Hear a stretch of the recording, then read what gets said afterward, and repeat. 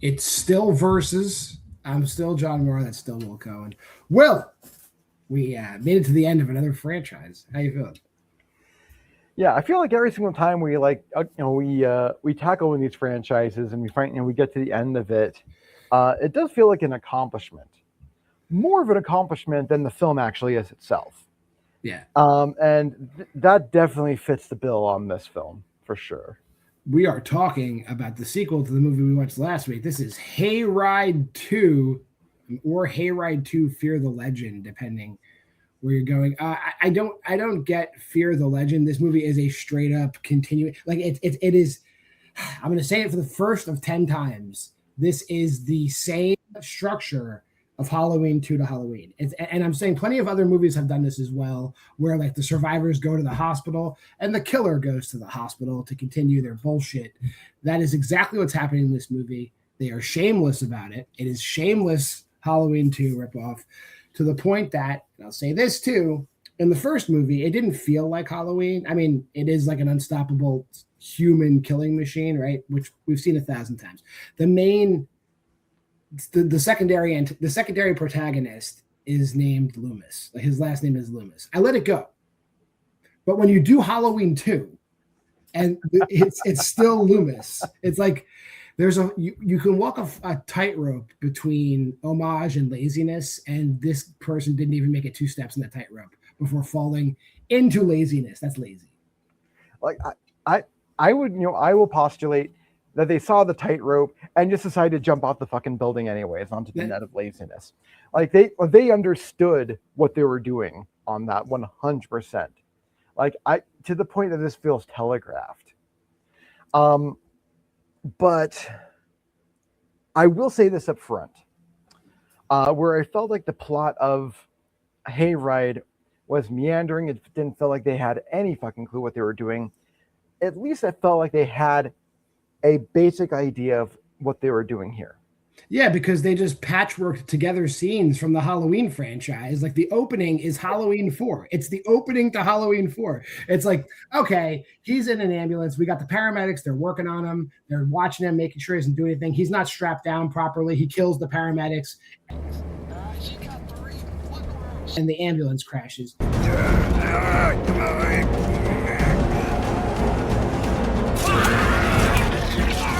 However, the ambulance crashes in such a fantastic fashion that the police car following it can't just hit the brakes.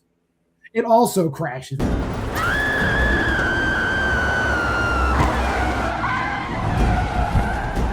Which makes, I've driven cars for decades. I think I could have avoided that accident pretty easily. Yeah. But that's my point here, John, is that while the plot didn't meander this time, they made such piss poor choices in so many things and made zero choices in others. This film still sucks.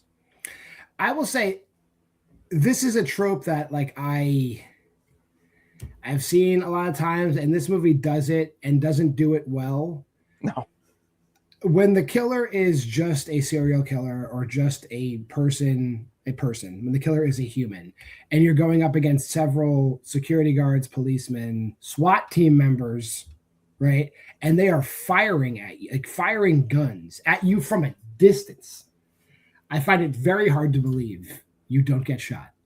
No, exactly. There's several scenes where you hear like gunfire, like there's a cop there. It's off screen, and you just hear like unloading a gun. Drop the knife, you motherfucker! Drop it!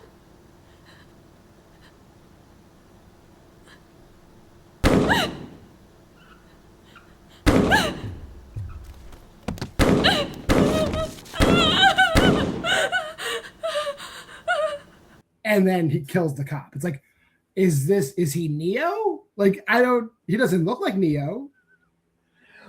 And the thing that also annoys the shit out of me is that this is supposed to be Pitchfork from from the actual legend. So this is a geriatric motherfucker. He's a big old dude. He's a giant old dude. Like, and we're not meaning like tall. We're meaning rotund. So because they make a point to say Richard Tyson's character, who is the uncle of the one character, the father of another character, was a child when it happened, which means he has to be at least 18 to 20 years older than that character, who is probably 50. Right. So minimum, this dude is like in his 70s. Yeah. Probably closer to 80s, but I imagine 70s. But minimum 70s. So it's Halloween Ends, Michael Myers. Halloween Ends, Michael Myers, except Michael Myers has been like eating more and more sewer rats, and he is the size of Pruitt Taylor Vance if Pruitt Taylor Vance went on a bender, and the cop can't shoot him almost point blank. And mind you, he got impaled in the first movie. He has a large wound in his torso, right, which doesn't seem to have slowed him down at all. He does so much physical shit. He's picking people up.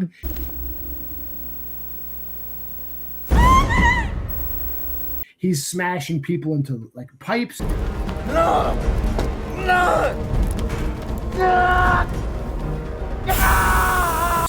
And he's not reopening this very large wound, a wound that big. I feel he would have died from blood loss at some point. I did not see him get a transfusion. Minimum. Yeah. Doing all this physical activity because he is so old and so fucking fat, at the very least, trigger some kind of cardiac arrest. Nothing. Okay, sure. Look, John, you're right. We have seen this film many times. At some point, the suspension of disbelief becomes too stretched out, and it just becomes bullshit. And does he, correct me if I'm wrong, doesn't he kidnaps the main woman and keeps her in a complex underneath a house? Where have I seen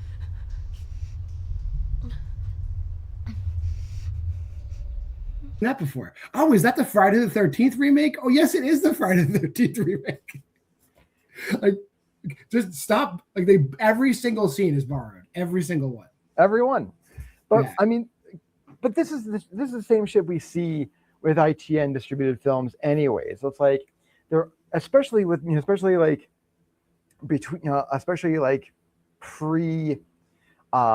2020, they're just ripping things off directly and not giving any kind of fuck that they're doing it.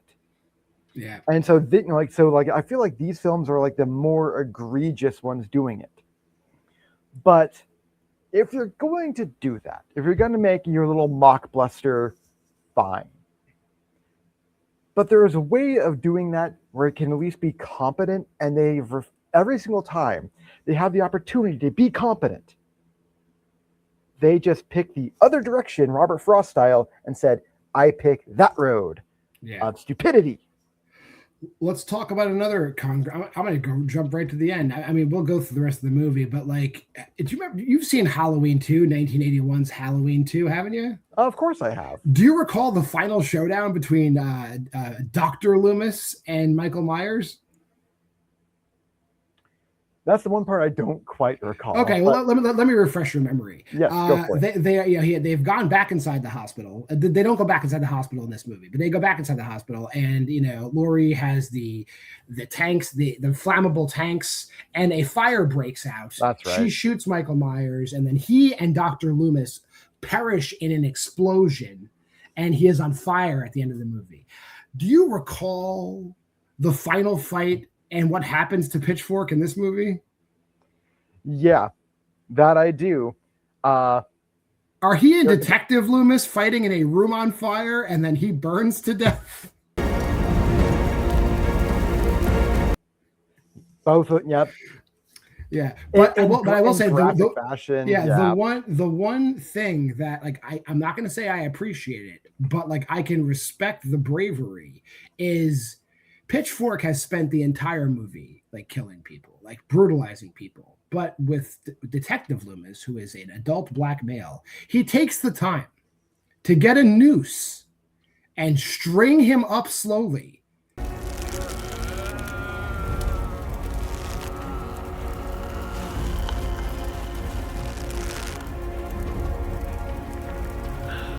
In a long, protracted scene of him hanging a black man. which is bold, a bold move for 2015.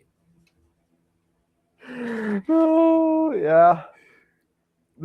Again, they make choices. Yeah. They just choose the stupid ones. But let's talk about stupid choices here. What's the worst thing that Halloween did? Objectively, what's the worst thing that Halloween did to the entire canon? The Curse of Thorn. See, where I'm going with is making the killer related to the protagonist for no fucking reason whatsoever. That's the second thing. Yeah, Laurie is somehow related now to Michael Myers. Really? Well, I think they retconned that. They retconned that in They 100% did. Yeah. But it wasn't until the David Gordon Green films that they did that. Right. But clearly, they didn't watch the David Gordon Green films because they weren't out by then. That's true. So by the time, because this is 2015, they're going off the Rob Zombie thing. They're going off the Rob Zombie ones, yeah. which I told you they were doing. Which, fuck these guys for doing that. And so, naturally, it turns out that Pitchfork is Granddaddy Pitchfork. Dad was from here. She lived up north. Your dad and your mom had run away from her abusive father, a farmer who lived near here by the name of Rayburn. To Stephen. Yeah. Really?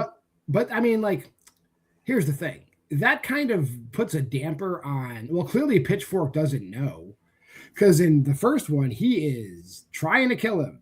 And he stabs him in the hand and like fucks him up and throws him through a wall and all kinds of shit. So like it has no bearing on the plot because Pitchfork has no clue what's going on. Whereas in the Halloween canon, at least either Michael Myers knows or he is condemned to get Laurie. You know, like one or the other. I mean, at least in the Halloween franchise, if he knows, he just doesn't give a fuck because he's killed a sister before. So at least it makes sense. But this there's no reason for this other than, oh, hey, I'm trying to make Halloween. Look, I'm trying to make Halloween, but I'm not going to call it Halloween. It's like he is fucking advertising at this point that he is making Halloween and he's making all the wrong decisions from Halloween. Yeah. And it is annoying as shit.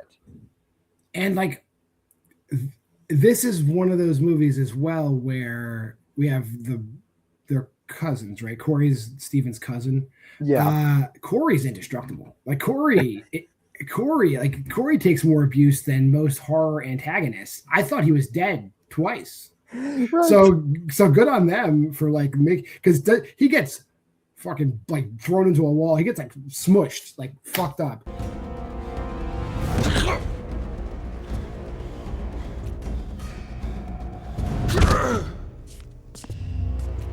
Then he just like gets up. Then doesn't he get like stabbed? Like he gets stabbed more than like Mason Gooding in Scream 6.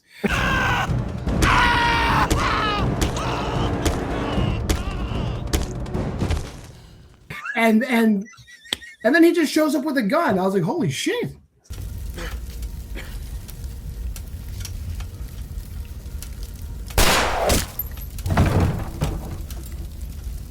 That's true.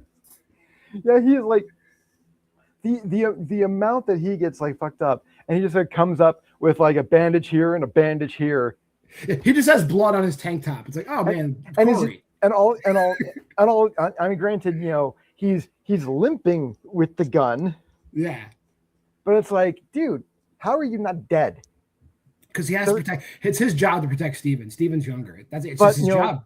But it's like, you know, make him related to Pitchfork because obviously these two are the indestructible killing machines. That guy is the producer's kid because he's basically the main. He takes main character abuse. Yeah, definitely, but he survives. And then I mean, yeah, Pitchfork kills like an entire SWAT team, pretty much. Like all like everyone that shows, and it's not even that like he like fights them. He like John Rambo guerrilla warfares an entire like squadron of police officers. And every single one of them is killed looking in the trunk of their car. Like, oh, where's that shotgun? Splush. Like,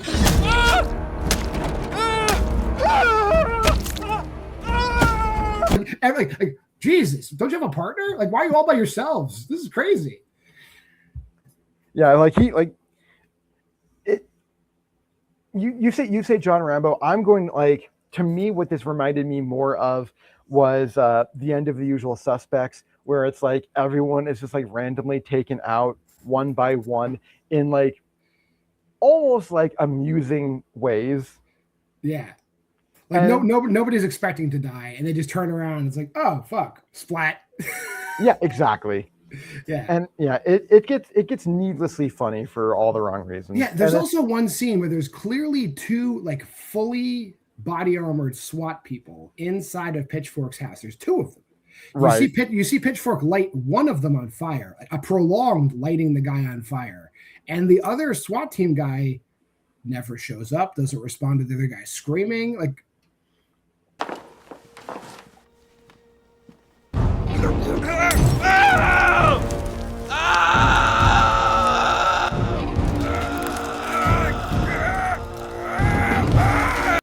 okay, Yeah. again, are these like jagged edge level? Are these early jagged edge level mistakes? No, but do they bother me? Yes. Yeah, exactly. Like, like we're getting into. This definitely feels like a precursor to like the jagged edge bullshit canon. Yeah. And I know it's gonna get worse before it gets better. It's definitely gonna get worse. But yeah, we can just tie this up. Of course, they leave it open for a third sequel, a third movie that never happened. So thank goodness, because at the end they have their baby, they're living happily on Morgan's property, and then you just see even though like it has to be months later because the baby is alive, she's not even showing pregnant, so she's got to be like less than like 12 weeks pregnant. We'll say less than 3 months pregnant, and so we're talking at least like a year in the future, and finally. Pitchfork I think it's Pitchfork. It's just a charred leg steps into view, and the movie ends. It's like, wow, it took you a while. Where you been?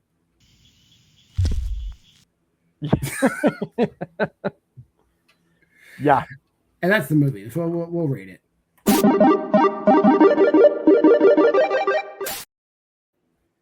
I believe you're a little lower on this, so go ahead.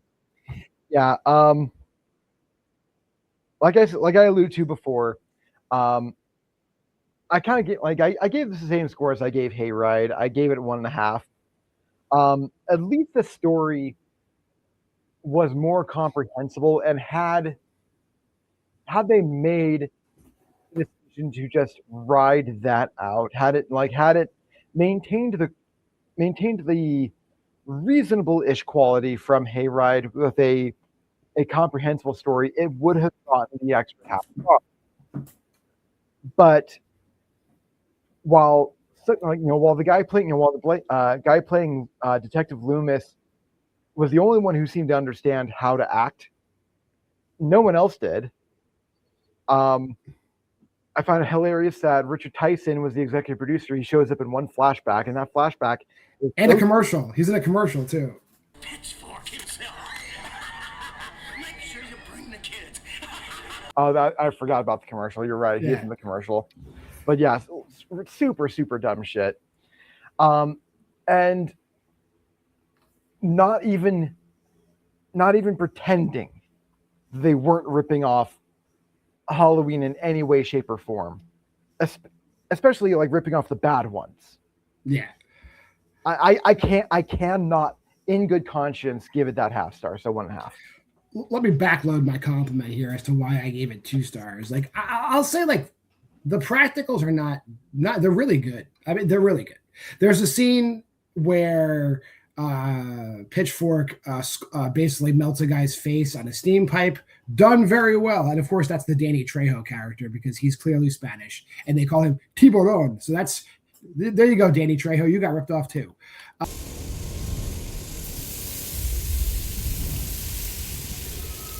And there's also a scene where he stabs a woman with a broken broom, and that is done very well.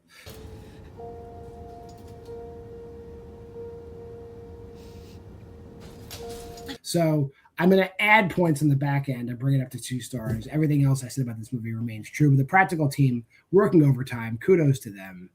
I'm even going to shout them out while Will says something. Oh, you know what? They're not listed on the Letterboxd page. Apparently, only the director and producers deserve credit. So just screw over your effects people. Go right ahead. Will, you got any final words? I'll look it up on IMDb because they deserve a shout out. They absolutely deserve a shout out. But again, if you're going to like have that kind of level of effects, if you're going to take the time to make a film look that good, have the film be good, tighten up that script, teach your actors how to act. We got Tiffany Hudson and Ignacia Soto Aguilar doing the makeup and the special makeup effects, Bruce Larson doing the special effects and visual effects for Nathaniel Nguyen and Charles Fenthapana.